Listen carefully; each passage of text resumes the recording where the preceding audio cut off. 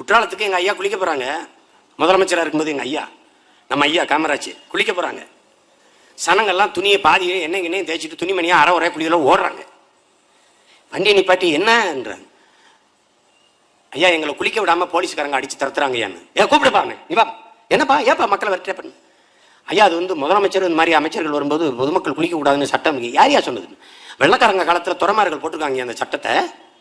அவங்க குளிக்க வரும்போது யாரும் இருக்கக்கூடாது, எல்லாரும் விரட்டிடணும். யோ அது வெள்ளக்காரன் நம்மளை அடிமைப்படுத்தி ஆண்ட போது கொண்டாந்த சட்டம். யார் நாடு விடுதலை பெற்றுச்சு, நம்ம ஆட்சி மக்களாட்சியா, மக்களுக்கான அதிகாரம். நீ என்னையா மக்களை குளிக்க விடாம விரட்டிட்டு இருக்க? விரட்ட உன்னைய கோபப்படுவானா என்னைய கோபப்படுவானா? ஐயா முட்டாள், போயா மக்களை குளிக்க வையா, போயா எல்லாரும் போய் குளிங்க. சட்டம் ஐயா, சட்டம் வெங்காயம் கிழிச்சு போடியா, போடியா என்னையிலிருந்து சட்டம் மக்கள் குளிக்கலாம். போயா சட்டத்தை அந்த இடத்துல நிறைவேற்றின தலைவன்.